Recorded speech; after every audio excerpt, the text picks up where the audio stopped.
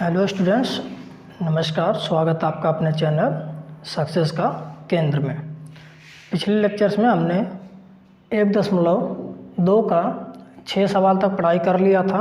आज हम 1.2 का अंतिम और 7वां प्रश्न पढ़ेंगे। उसके साथ साथ 1.3 की पढ़ाई करेंगे। तो चलिए अब हम अपना क्लास शुरू करते हैं। देखिए, कह रहा है कि 1.2 का क्वेश्चन नंबर 7, किसी खेल के मैदान के चारों ओर एक वृत्ताकार पथ है। कह रहा है कि एक खेल का मैदान है, उसके चारों तरफ आपका वृत्ताकार पथ बनाया गया है। इस मैदान का एक चक्कर लगाने में सोनिया को 18 मिनट लगते हैं। इसको सोनिया को 18 मिनट लगते हैं, जबकि इसी मैदान का एक चक्कर लगाने में रवि को 12 मिनट लगते हैं। रवि है, रवि को कितना लगता है? 12 मिनट।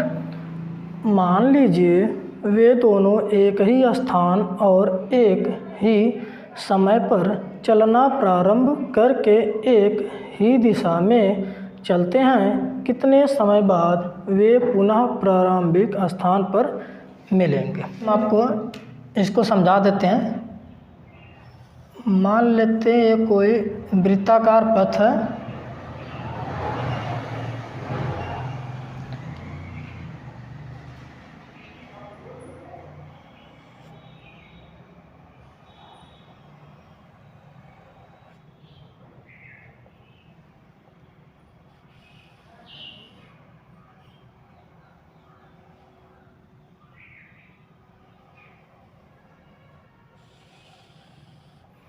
देखिए, ये आपका क्या है?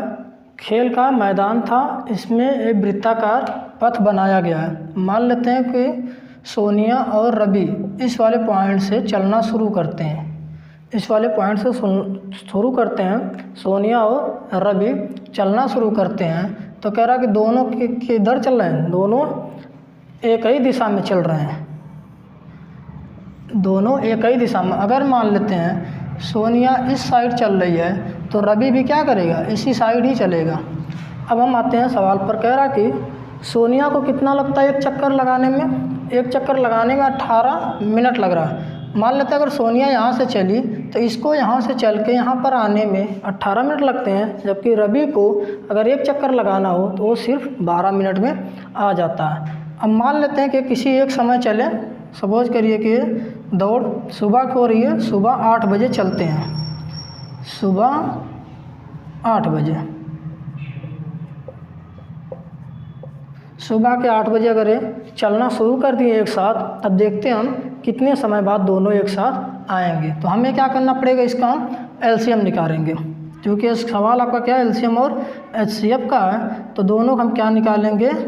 एलसीएम। और देखते हैं क्या होता है। हम 18 का गुणनखंड करें तो हो जाएगा 2 का गुणा करेंगे तो 9 आएगा। 9 का गुणा काटेंगे तो 3 और फिर 3। देख लीजिए, 18 का करेंगे तो 2, 9, 3 से काटेंगे 3, 3 से काटेंगे 1। तो 18 का गुणनखंड क्या हो गया? 2 गुणे 3 गुणे 3। इसी तरीके से हम क्या करेंगे? 12 का हम गुणनखंड कर लेते हैं। 2 से काटेंगे तो 6, 2 से काटेंगे फिर आपके पास आ जाएगा क्या? 3, और फिर 3 से काटेंगे तो 1। इधर हम 12 का कर देते हैं। 2 से काटेंगे तो 6 बार, 2 से काटेंगे 3 बार, 3 से काटेंगे तो 1 बार। तो 12 का गुणनखंड क्या हो? 2 गुणे 2 गुणे 3। तो इसमें हम क्या करते हैं? पहले हम पेयर मिला लेते हैं, कौन कौन सा पेयर मिल रहा है। तो एलसीएम में आप जानते हैं, एलसीएम में हम क्या करते हैं? इसको हम मिटा दें।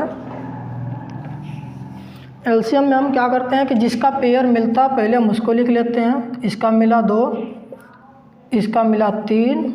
अब इसमें 3 का नहीं मिल रहा है और इसमें 2 का नहीं मिल रहा है, तो गुणा कर लेते हैं। 2 का 3 में गुणा करेंगे तो कितना होगा? 6। 6 का 3 में करेंगे तो 18। 18 का 2 में करेंगे तो 36। तो एलसीएम आपका आ गया कितना? 36। इसको हम क्या करें? समय क्या था इसमें? मिनट में था, तो हम इसको क्या लिख लें? मिनट। आपका हो गया है आंसर कि वो 36 मिनट बाद एक साथ फिर से मिलेंगे। अब हम आपको समझा देते हैं कि कैसे हो रहा है। सपोज करिए कि 8 बज गए तो फिर से वो मिलेंगे 8:36।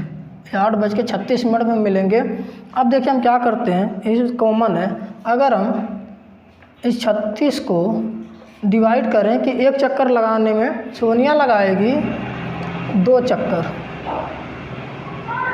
सोनिया लगाएगी 2 चक्कर, जबकि रवि इस 36 मिनट में कितना लगा लेगा, 3 चक्कर। तो 36 मिनट बाद दोनों एक साथ फिर मिलेंगे 8:36 पर। तो चलिए अब ये सवाल हो गया ख़त्म 1.2। अब हम आएंगे 1.3 पर। तो चलिए अब हम 1.3 को शुरू करते हैं। दोस्तों अगर आपको ये सवाल समझ में नहीं आया तो आप इसको फिर से देखिएगा और आप समझने की कोशिश करिएगा और आ जाएगा। अगर फिर भी आपको कोई समस्या होती है तो आप मुझे नीचे कमेंट बॉक्स में करके बताइएगा। चलिए क्या कह रहा, प्रश्नावली अब आ गया आपका चैप्टर 1.3। कह रहा कि सिद्ध कीजिए कि √5 एक अपरिमेय संख्या है। किसको प्रूफ करना है कि √5 एक अपरिमेय संख्या है। तो आइए अब हम इसको हल कर लेते हैं। इधर से हम हल करते हैं।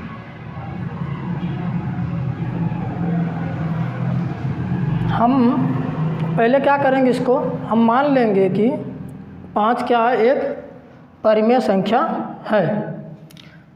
माना √5 करीब 5 एक परिमेय संख्या है। ये हमने मान लिया कि क्या है आपका, करीब 5 एक परिमेय संख्या है। तो आप जानते हैं कि हम जानते हैं कि जो परिमेय संख्या होती है उसको हम क्या लिख सकते हैं, P/Q के रूप में लिख सकते हैं। तो हम इसे क्या करेंगे, P/Q के रूप में लिख सकते हैं। इसका शर्त क्या होती है, Q ≠ 0। इसको हम लिख सकते हैं P/Q बराबर √5। अब हम P/Q को हम इसके उभयनिष्ठ गुणनखंड से हम गुणा करेंगे और गुणा करके हम क्या प्राप्त करेंगे, A और B। माना यहाँ पे आप लिख लीजिए, माना P/Q का उभयनिष्ठ गुणनखंड, उभयनिष्ठ का मतलब होता है कॉमन, जो दोनों में कॉमन मिले।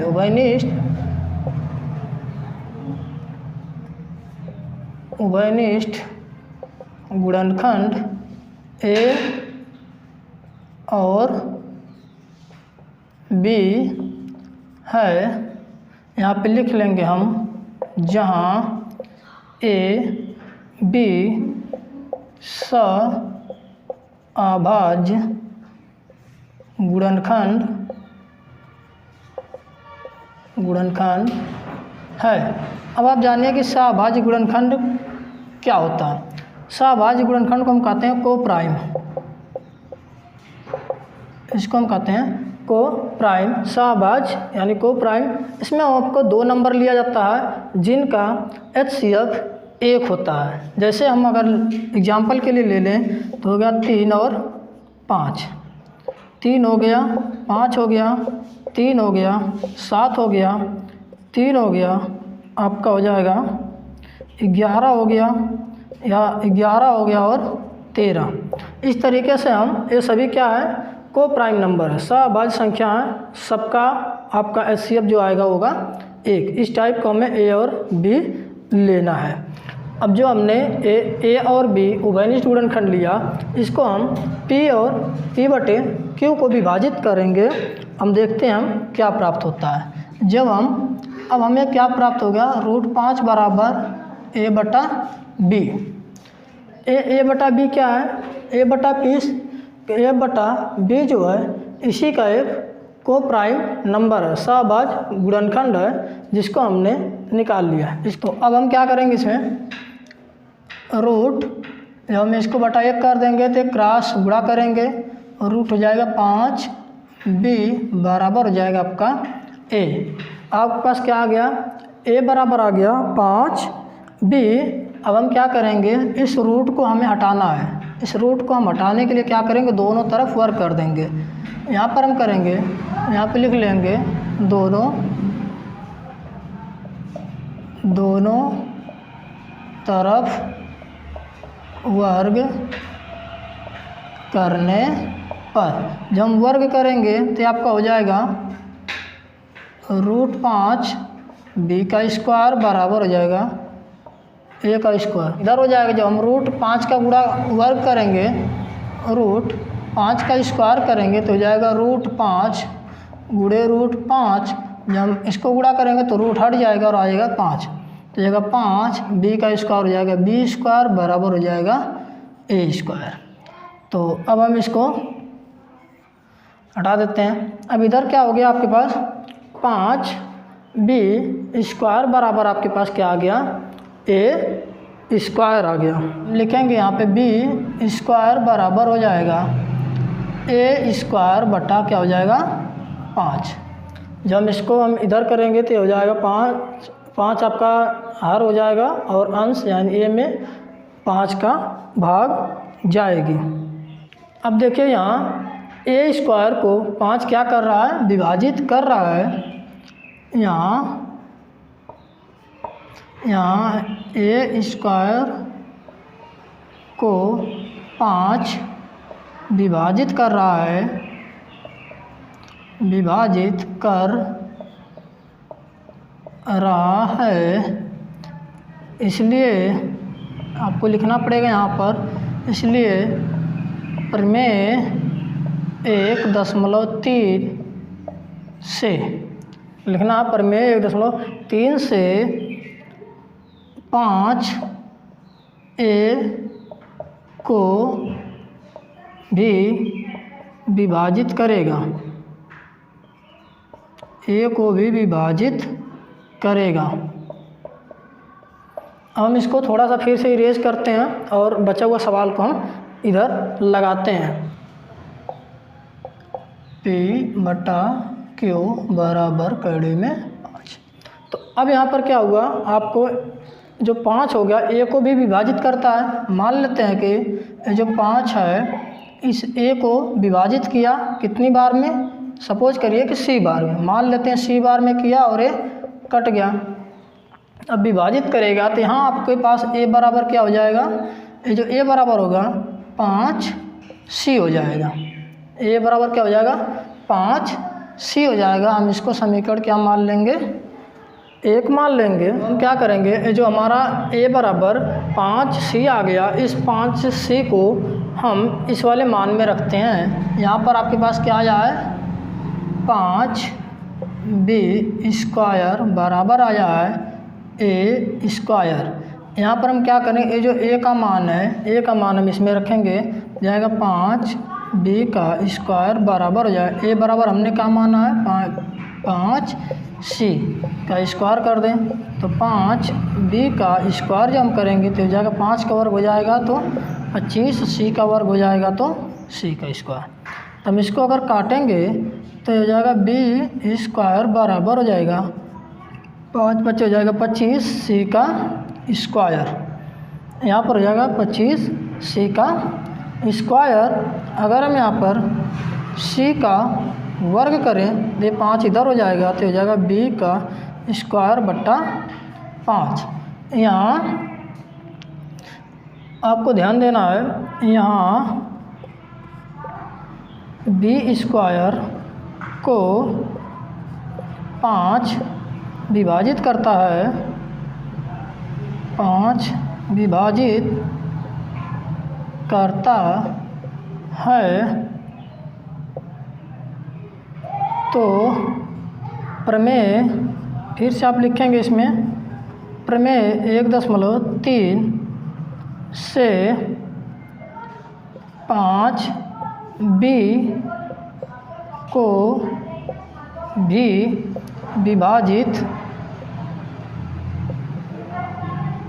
भी विभाजित करेगा। ये प्रमेय क्या कहता है कि अगर कोई संख्या है, किसी संख्या के वर्ग को विभाजित करता है तो वही संख्या उसी संख्या को भी विभाजित करेगा। तो यहाँ पर आ गया आपको प्रमेय के द्वारा क्या करेगा, इसको भी विभाजित करेगा। तो c² बराबर हो गया b²/5। अब हम मान लेते हैं इसको, हम समीकरण मान ले क्या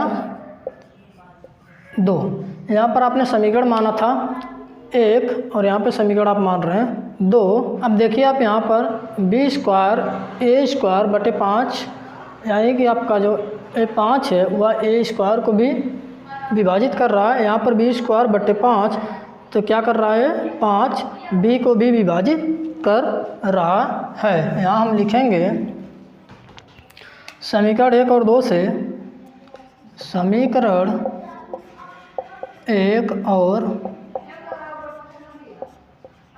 2 से हमें प्राप्त होता है कि a और b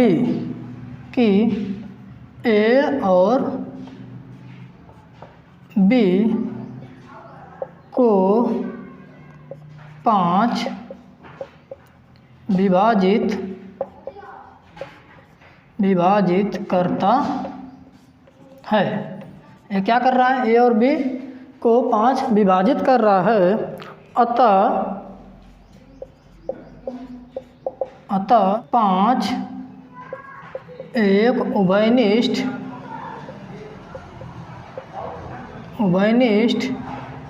गुणनखंड होगा। ये कह रहा कि अब 5 क्या हो गया, एक उभयनिष्ठ गुणनखंड होगा। हम जानते हैं कि हमारा जो अपरिमेय संख्या है इसमें क्या होता है, एक के अतिरिक्त कोई भी और संख्या डिवाइड नहीं होती है, एक के अतिरिक्त कोई और गुणनखंड नहीं होता है। लेकिन हम यहाँ देख पा रहे हैं कि a और b को 5 भी इसको डिवाइड कर रहा है। इसका कारण क्या है कि हमने क्या मान लिया था इसको कि एक परिमेय संख्या है। इसका कारण क्या है कि हमने इसको माना किया है क्या एक परिमेय संख्या है। ये हमारा जो गलत कल्पना था कि ये परिमेय संख्या, इसलिए हमें क्या मिल गया कि इसका एक उभयनिष्ठ गुणनखंड है। हम लिख लेंगे अतः कड़ी में 5 एक